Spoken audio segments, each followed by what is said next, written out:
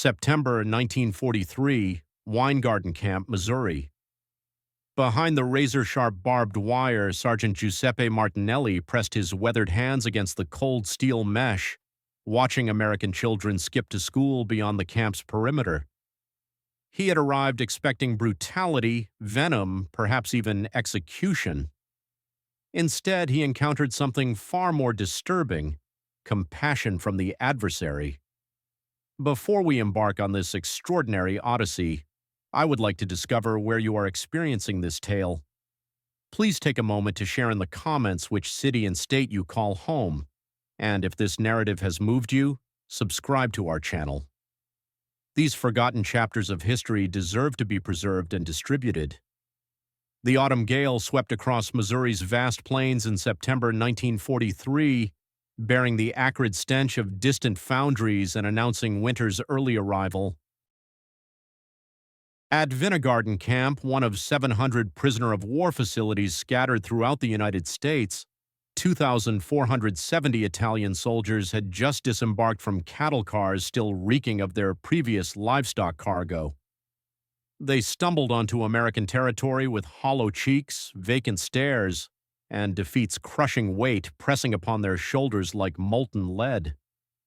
Giuseppe Martinelli had kneaded dough in Naples until war summoned him to North Africa.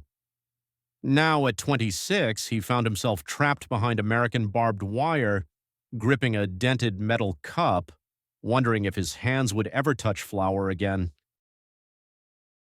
The odyssey from Tunisia's battlefields consumed 3 agonizing months, first to an Algerian prisoner camp, then across the treacherous Atlantic aboard a Liberty ship crammed with 3,000 other captives, and finally on locomotives that thundered through landscapes so immense and verdant that many Italians pressed their faces against windows, unable to comprehend their eyes. "Madonna mia," whispered Private Antonio Rossi, Giuseppe's bunkmate, as they endured registration at the camp. "Behold this place. The Americans nourished their prisoners better than Mussolini fed his own soldiers." The truth was staggering and undeniable. The inaugural meal, savory stewed meat, pristine white bread, authentic coffee, and portions that seemed almost insulting in their abundance, caused many Italians to weep silently over their food. They had endured months on quarter rations, watching comrades perish from dysentery and malnutrition in North Africa's merciless desert. Now their captors offered more calories in a single day than they had received during an entire year of military service. Captain James Morrison, the camp commander, was a Methodist minister from Kansas who had volunteered for military duty after Pearl Harbor's devastation. He moved among the rows of new arrivals with an interpreter, explaining camp regulations in fractured Italian, supplementing his words with elaborate gestures. "You are prisoners, but you remain human beings," he declared, his words rippling through the silent multitude. "You will labor, you will follow commands, but you will be treated with dignity." The Italians exchanged bewildered glances. Where was the cruelty that fascist propaganda had promised them? Where were the torture chambers and starvation rations? Instead, they discovered barracks with genuine beds, a library, and even a modest chapel where they could pray. The cognitive dissonance was almost unbearable. Beyond the camp, the residents of Weingarten, Missouri, a town with a population of 1,470, observed with curiosity and apprehension as their new neighbors settled in. Mrs. Eleanor Hoffman, whose husband was fighting somewhere in the Pacific, found herself staring at Italian faces through the fence during her daily walks.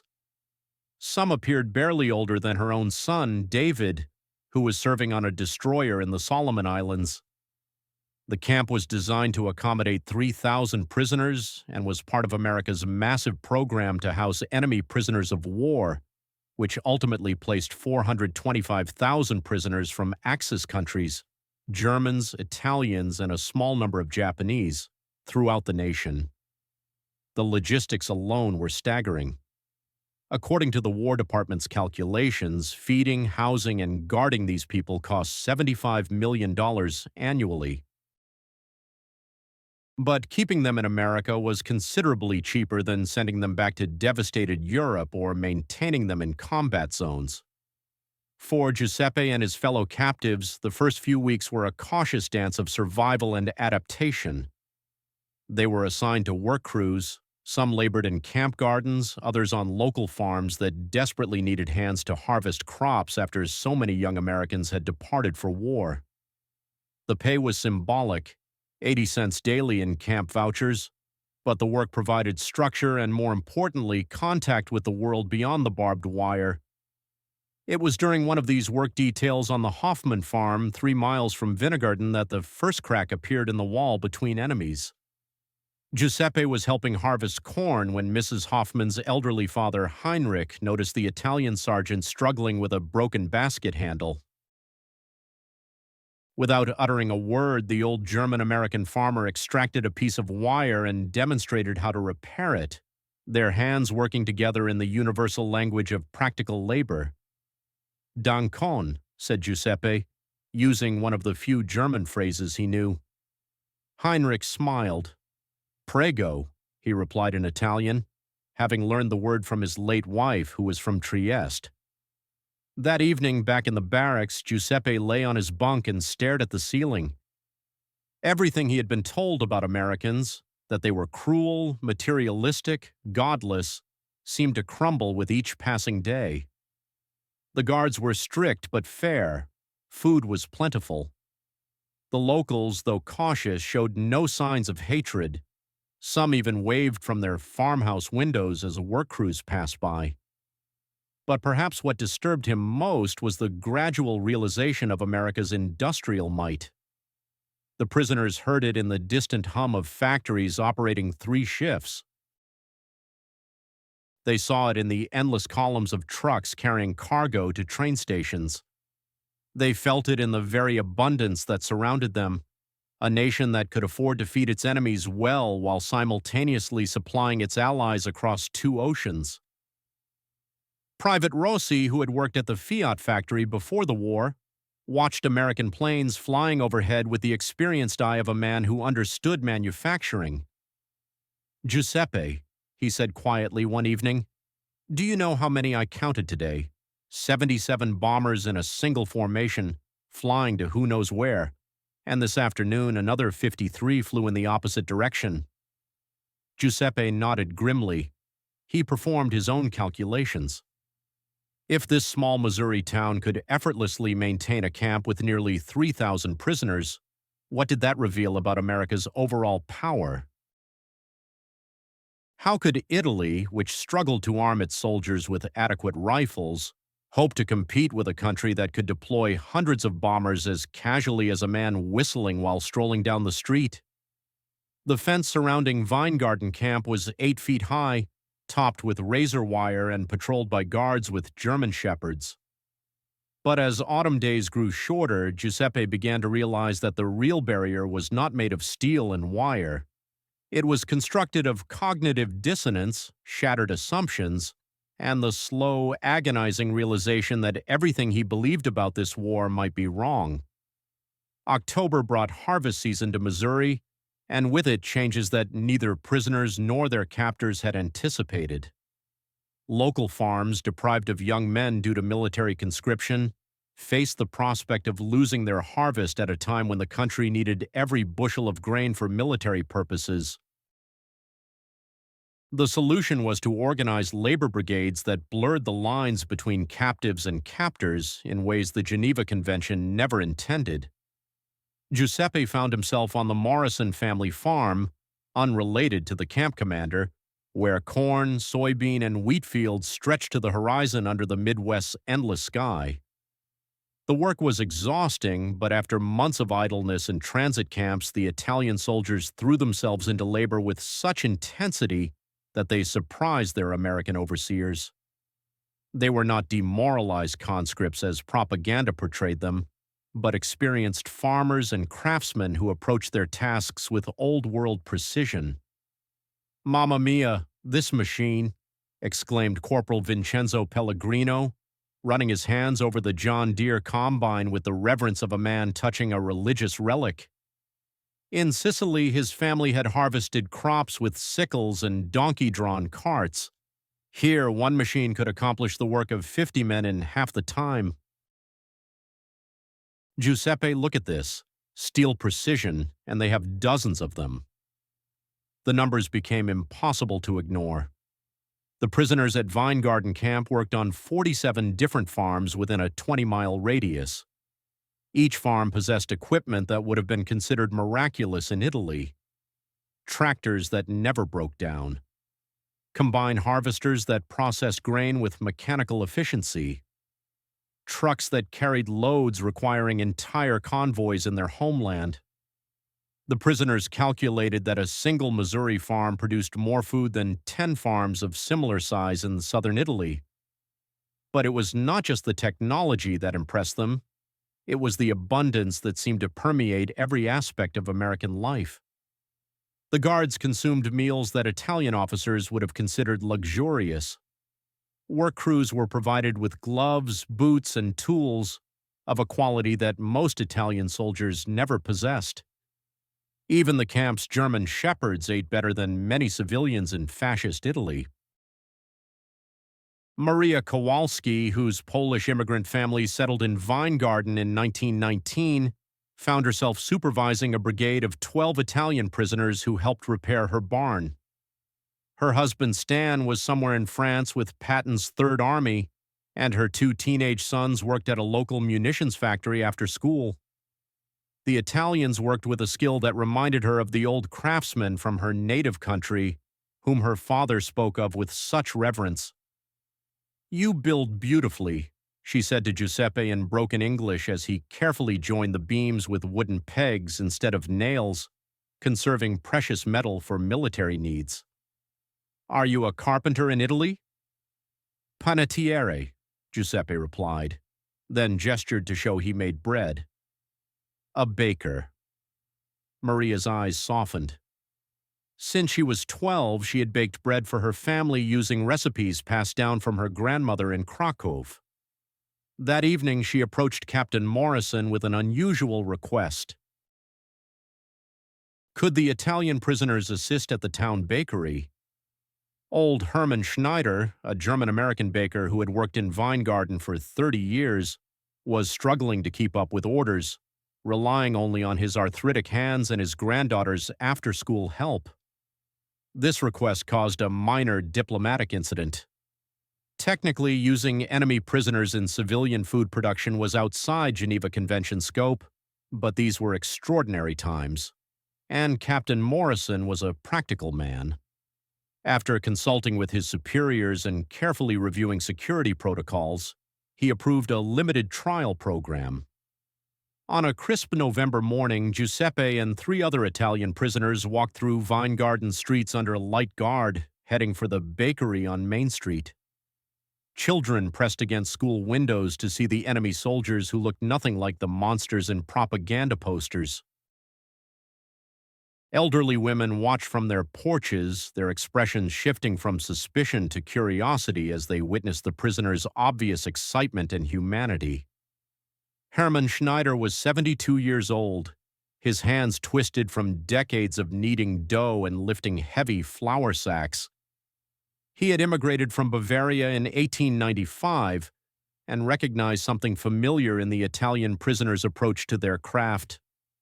Giuseppe tested the flour between his fingers, checking its protein content with the instinct of a man who had learned the craft from his father. Antonio examined the ovens with professional interest, noting their construction and calculating their capacity. "Gut, very gut," Hermann said approvingly as Giuseppe formed a loaf with quick, deft movements. "Did you learn from your father?" "See, from my father and before him from his father," replied Giuseppe with a heavy accent in English, which he had learned through the camp's educational programs.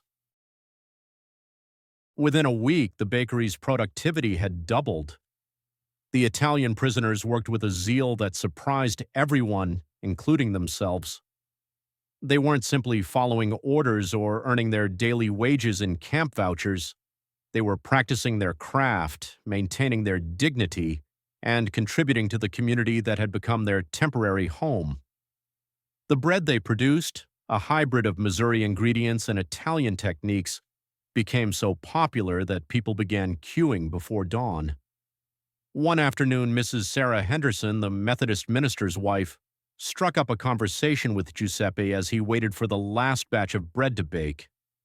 Her son, Robert, was serving in the Army Air Force in Italy, and she had been consumed with anxiety ever since he mentioned flying over Naples, Giuseppe's hometown, in his last letter.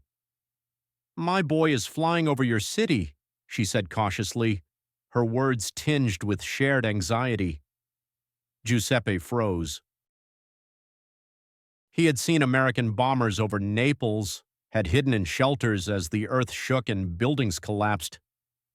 But looking at this kind American woman whose son was risking his life in the skies above his former home, he felt only the terrible senselessness of war. "Naples is a beautiful city," he said slowly. "Your son is a good boy. He will come home alive." "See?" Mrs. Henderson nodded, tears filling her eyes.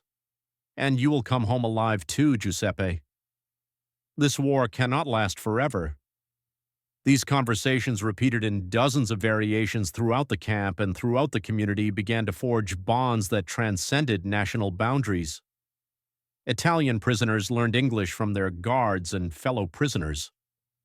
American families began to understand that enemy soldiers were not monsters, but young men far from home, caught up in the machinery of a war that seemed more senseless the closer they examined it. But beneath this growing friendship lay a darker realization that haunted Giuseppe during his long nights in Missouri. The numbers told a story that no amount of personal kindness could obscure. America was producing 96,000 aircraft annually, nearly 300 daily. The prisoners could see evidence of this rolling off assembly lines in St. Louis and Kansas City, endless streams of bombers and fighters that dwarfed anything Italy had ever attempted to produce. The camp's monthly statistical report, which Captain Morrison shared with the prisoners as part of his transparency policy, showed the staggering scale of America's production capacity. The United States produced 45,000 tanks annually, 2.3 million trucks, and 87,000 warships. The city of Detroit alone produced more military equipment in a month than Italy had produced during its entire involvement in the war. "We never had a chance," Private Rossi whispered one evening as he watched American freight trains carrying endless cargo eastward to Atlantic ports. They could fight this war with one hand tied behind their backs. Giuseppe nodded grimly. Every day brought new evidence of American abundance. Guards discarded clothes that would have been worth their weight in gold in Italy. Kitchen scraps from the camp mess hall could have fed families in Naples. Even the horses on local farms were better fed than the cavalry horses in the Italian army. However, against this backdrop of impressive American power, something unexpected was happening. The fence around Vine Garden Camp remained intact, but the barriers of hatred and suspicion were crumbling. Italian prisoners were invited to Sunday dinners at local farms. American children learned Italian phrases from prisoners working on their parents' land. Even under close supervision, romantic relationships began to blossom as some prisoners began writing letters to local women under the watchful eye of censors and escorts. This transformation was not without tension. Some townspeople remained suspicious of the growing camaraderie. Several prisoners struggled with feelings of guilt that they were being cherished while their compatriots suffered in Italy. But for most, the experience was unprecedented in the annals of war, a prisoner camp that resembled more a community of displaced persons, where former enemies became, if not friends, then something approaching neighbors. As winter approached, Giuseppe found himself in a profound moral crisis. He had been taught to escape, return to Italy, and resume fighting for his country. But for which country? The Italy he had left was crumbling under Allied bombing and German occupation. The Italy he was discovering in letters from home was hungry, desperate, and increasingly disillusioned with Mussolini's regime. Meanwhile, here in Missouri, he baked bread for people who treated him with kindness, taught English to guards who asked about his family, and contributed to a community that had accepted him despite every reason to treat him as an enemy. The fence around Vine Garden Camp became less of a barrier and more of a symbol, not of division, but of the arbitrary nature of the boundaries that people draw between themselves and their supposed enemies. December 1943 arrived in Vine Garden with a ferocity that the old-timers had not witnessed in 20 years. Snow fell in thick curtains, transforming the Missouri landscape into a dazzling white expanse, and the temperature plummeted to 15 degrees below zero. In the Vine Garden camp, Italian prisoners huddled around makeshift heaters, their thin blood struggling to adjust to the Midwestern winter, which seemed determined to kill anything that moved. But the cold was nothing compared to the news that arrived on December 18th in a bundle of letters that had been sailing across the Atlantic for 2 months. Giuseppe sat on his bunk and read the same few lines over and over again, his hands trembling, not from the cold, but from the words his sister Anna had written in her neat handwriting. Dear Giuseppe, Naples is burning. The Americans are bombing every day now. Mama is dead. The shelter on Via Roma collapsed. Papa tries to be strong, but I see him crying when he thinks no one is watching. There is no food. There is no medicine. The Germans are taking everything. I pray that you are safe. Wherever you are, I pray that you never see what has become of our beautiful city. The letter fell from Giuseppe's numb fingers. Around him, other prisoners read their letters with the same look of devastation on their faces. Private Rossi crumpled his letter and hurled it against the barracks wall, then immediately rushed after it, smoothing out the creases as if he could somehow undo the terrible news it contained. "My brother, Salvatore," whispered Rossi, his voice barely audible above the wind howling through the cracks in the barracks walls. "Dead, killed in action against the Germans at Cassino. Mother writes that he died cursing Mussolini's name." Similar scenes were playing out throughout the barracks as nearly 300 letters brought news of the catastrophe unfolding in their homeland. Italy had surrendered to the Allies in September, but the Germans had no intention of relinquishing the peninsula without a fight. The country was torn apart by rival armies, and Italian civilians found themselves caught in the crossfire of a war that had long since ceased to make sense to those who had to endure it. Corporal Pellegrino, a Sicilian farmer who admired American agricultural technology, looked at a letter from the priest in his village. "The Allies have landed at Anzio," he said lifelessly, "but the Germans are resisting. My village changes hands every week. Sometimes the Americans, sometimes the British, sometimes the Germans. My wife and children are hiding in caves like animals." Captain Morrison found himself facing a crisis unlike anything he had experienced in his ministerial practice or military career. The atmosphere in the camp changed overnight from cautious optimism to profound despair. Fights broke out among the prisoners who blamed each other for Italy's plight. Some cursed Mussolini for dragging them into a losing war. Others directed their anger at the Americans despite months of good treatment. "They bomb our families and they give us beef stew to eat," growled Sergeant Luigi Benedetti, a Milan factory worker who had previously maintained strict military discipline. How are we supposed to understand that? The question hung in the air like an accusation. How could they understand? The same B-24 Liberator planes that the prisoners watched flying overhead in endless formations were dropping bombs on Italian cities, killing Italian civilians, and destroying the very communities these men called home.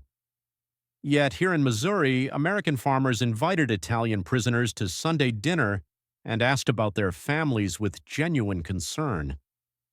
The contradiction became even more apparent when 3 days before Christmas, Mrs. Henderson approached Giuseppe at the bakery. Her face beamed with joy as she shared the news that had arrived with the morning mail. "My Robert," she said, barely containing her excitement. "He's safe.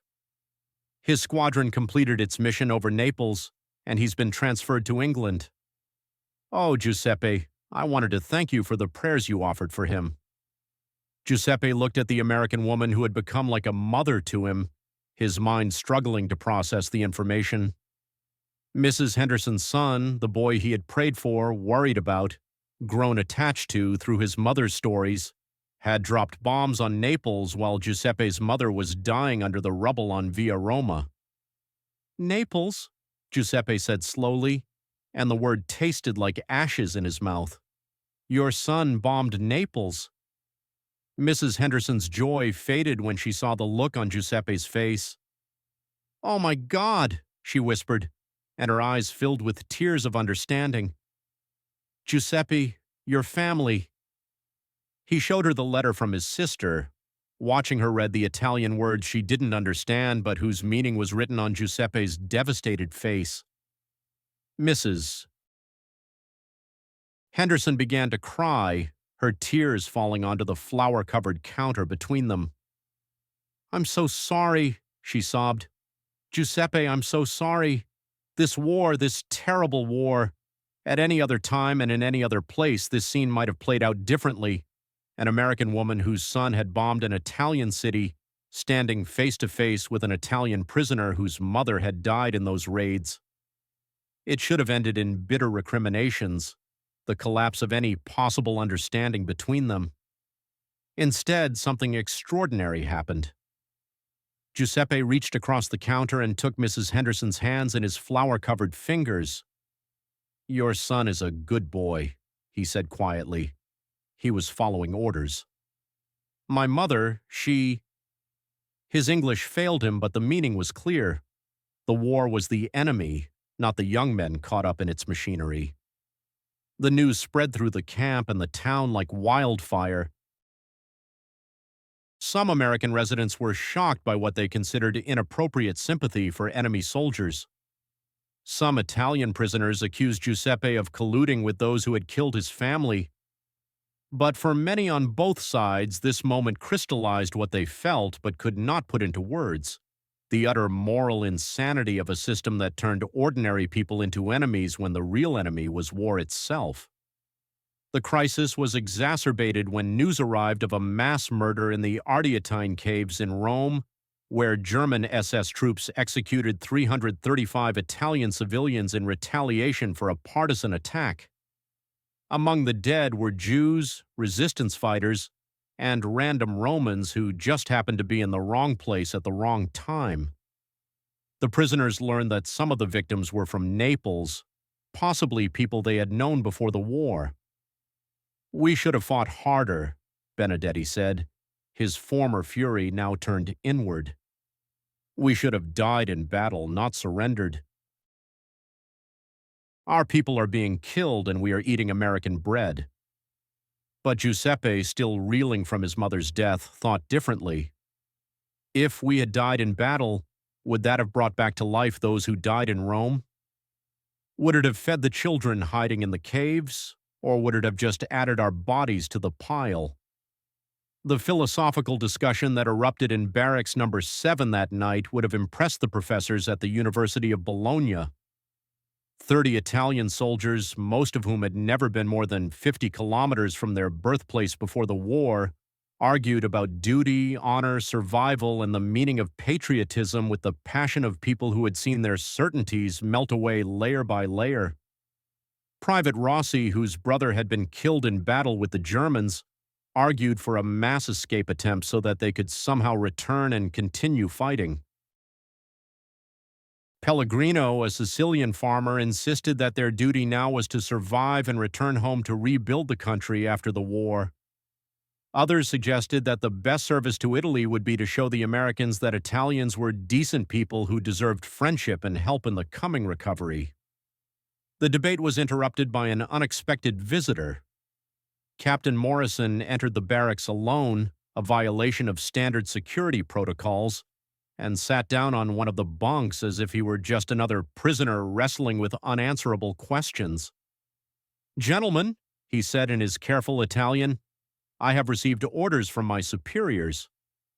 Some in Washington believe that now that the Italian prisoners know the whole truth about what is happening in your country, they should be treated more harshly. There are those who believe that our friendship has gone too far. Silence fell over the barracks, broken only by the sound of the wind outside and the distant rumble of a freight train carrying military supplies eastward. "But I want you to know," Morrison continued, "that I have spoken out against this position. I told my superiors that you men are not our enemies. You are victims of the same war that took the lives of American soldiers and Italian civilians, and I want you to know that many people in this city agree with me." Giuseppe slowly stood up. "Captain Morrison, sir, we are grateful for your kindness, but perhaps what we are doing here is not right. My mother died from American bombs, and I am eating American food. How can we explain this to God?" Morrison nodded solemnly. "Giuseppe, I don't have an answer to that question. As a priest, I should know it. As a military officer, I should know it, but I don't. I only know that kindness is never wrong, even in wartime, especially in wartime." He paused, looking around the barracks and at the faces of the men who had become more than just prisoners to him. "I also know that this war will end someday, and when it does, you will return to Italy. The question is, what will you take with you? Hatred of America, or the understanding that Americans and Italians can live as friends?"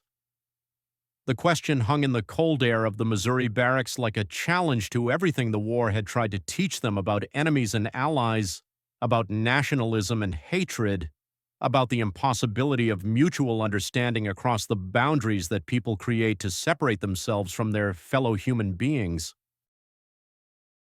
Outside, the December wind continued to howl across the prairies, carrying with it the sounds of a country at war, factory sirens, train whistles, the distant rumble of planes heading for distant battles, where young men would kill and die for ideals that seemed increasingly abstract to those who had experienced the simple human connections that had formed around Camp Vine Garden. But inside Barracks Number 7, 30 Italian prisoners sat in silence, each wrestling with questions that would determine not only the rest of their captivity, but their understanding of what it meant to be human in a world that seemed determined to deny that common humanity at every turn. A turning point had arrived, but it was not the turning point everyone had expected. Instead of a rupture, there was a breakthrough.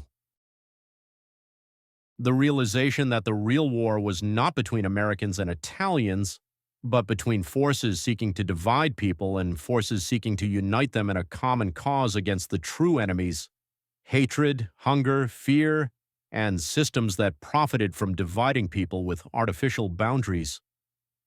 January 1944 brought clarity as harsh and relentless as the Missouri winter.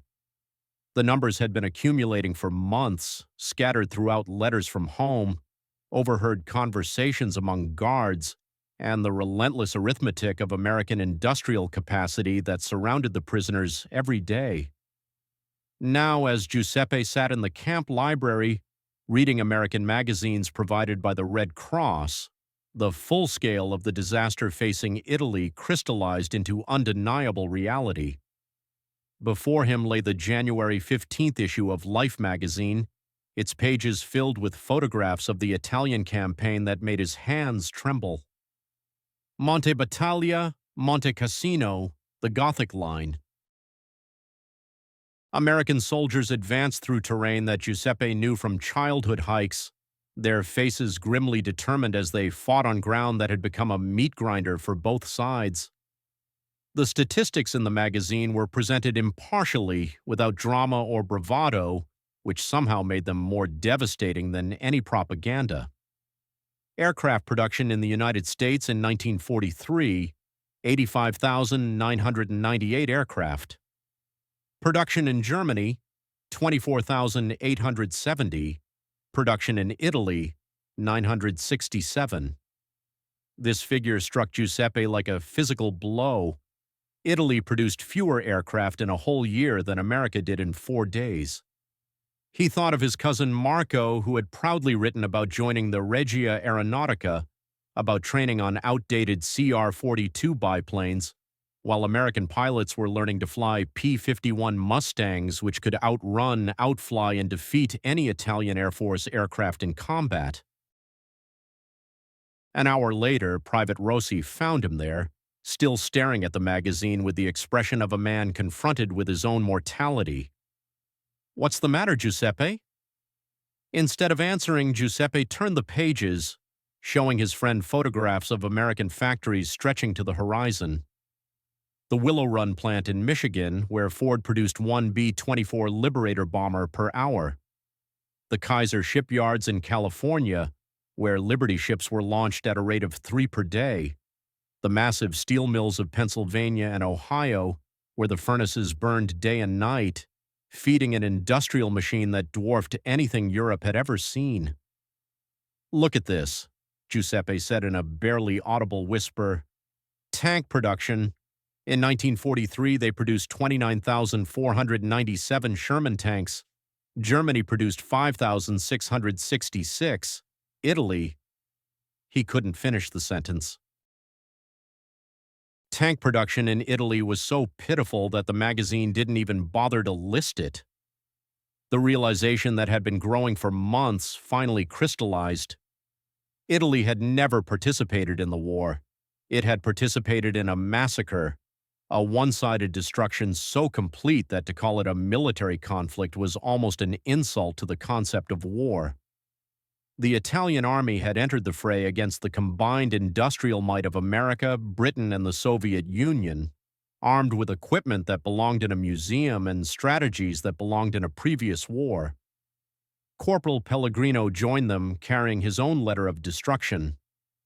In her last letter, his wife described the retreat of German troops through Sicily, the requisitioning of livestock and grain that Sicilian farmers desperately needed to survive. "They are taking everything," she wrote. "The Americans, when they came, paid for what they needed. The Germans take everything and leave only curses behind." "My village," Pellegrino said slowly, "was occupied by Italian troops, German troops, American troops, and British troops. 4 different armies in 8 months. Do you know what my wife says? She says the Americans were the kindest. They gave the children candy. They paid fair prices. They tried to speak Italian." He laughed bitterly. "Our allies were our worst enemies. Our enemies were our saviors." The conversation was interrupted by Captain Morrison, who brought news that 6 months ago would have seemed impossible. The War Department had approved a new program allowing Italian prisoners to volunteer to serve in non-combat units of the American forces. Those who took the oath were reclassified as Allied forces and could potentially serve in support roles during the Allied invasion of Europe. "The choice is yours," Morrison explained to the assembled prisoners. "No one will condemn you for refusing, but for those who want to actively help defeat Nazi Germany and liberate their homeland, this is your chance." This announcement divided the camp in half. Half of the prisoners saw it as an opportunity to redeem their honor by fighting alongside the Allies against the Germans who had enslaved their country. The other half saw it as collaboration with the enemy, as a betrayal of their oath as Italian soldiers, regardless of how the political situation had changed. Giuseppe found himself torn between 2 loyalties that seemed incompatible. His rational mind understood that Germany was now the real enemy, that Italian partisans were already cooperating with Allied forces throughout the peninsula. But his emotional heart rejected the idea of wearing an American uniform while his compatriots were dying under American bombs. The debates that flared up in the barracks that night were passionate but civilized, conducted with a philosophical sophistication that months of reflection and reading had developed in men who had never been encouraged to think deeply about political issues. Sergeant Benedetti, A factory worker from Milan argued for collaboration with devastating logic. "What is loyalty?" he asked. "Is it loyalty to Mussolini, who led us into this disaster? Is it loyalty to the fascist party which sold our country to Hitler? Or is it loyalty to Italy itself, to the Italian people who are suffering under German occupation?" He pointed to a stack of letters that had arrived that week. "My sister writes that German soldiers are raping Italian women. German officers are stealing Italian works of art. German commanders are ordering the shooting of Italian civilians in retaliation for partisan attacks. Tell me, which is more loyal? To fight alongside the Americans for the liberation of Italy, or to sit in this camp eating American food while the Germans destroy everything we claim to love?" The argument was compelling, but Giuseppe was still torn. That evening he walked around the perimeter of the camp, his breath forming clouds in the frosty air as he wrestled with questions that had no easy answers. The fence, which once seemed like a barrier between enemies, now felt like protection from a choice that would define the rest of his life. Mrs. Henderson found him there, wrapped in a blanket she had brought from home. Ever since she learned of his mother's death, she had come to Giuseppe's fence almost every evening, bringing coffee and talking to him, which helped them both cope with the moral complexity of their situation. "You're thinking about the volunteer program," she said. It wasn't a question. "See," Giuseppe replied. "Mrs. Henderson, how can I choose? If I become a volunteer, I will fight side by side with the son of the man who bombed my mother's city. If I remain a prisoner, I will do nothing while my people suffer under the German boot. Either way, I will betray someone I love." Mrs. Henderson was silent for a long time, watching her breath form clouds in the cold air. "Giuseppe, may I tell you something about my son, Robert? Something I've never told anyone, not even his father." Giuseppe nodded. When he was 14, Robert had a falling out with his best friend, Tommy Morrison, the captain's nephew to be precise. They quarreled over something silly, a girl, I think, and said terrible things to each other. They didn't speak for 2 years. Then Tommy's father died in a farming accident, and Robert was the first to come to them with food and comfort. He helped Tommy with the harvest, looked after the younger children, never once mentioning their quarrel. When I asked him why, he said something I will never forget. "Ma, sometimes being loyal to someone means being disloyal to your anger toward them." She turned to Giuseppe. "Maybe your loyalty to Italy means being disloyal to your anger toward America. Maybe helping to defeat Germany is the most Italian thing you can do, no matter who you have to work with to do it." This wisdom struck Giuseppe like a revelation. All these months he had thought of choosing sides as if the war were a simple confrontation between Italians and Americans. But the real war, the one that mattered, was between the forces of human decency and the forces of cruelty and oppression. The Germans in Italy weren't just occupying territory, they were destroying Italian culture, Italian art, Italian lives. The struggle to expel them was not a betrayal of Italy, it was the deepest expression of Italian patriotism. The next morning, Giuseppe joined the line of volunteers outside Captain Morrison's office. Standing next to him were Benedetti, Pellegrino, Rossi, and 247 other Italian prisoners who had come to the same difficult decision. They were not betraying their country, they were serving it in the only way they could. The swearing-in ceremony took place on February 12, 1944, Abraham Lincoln's birthday.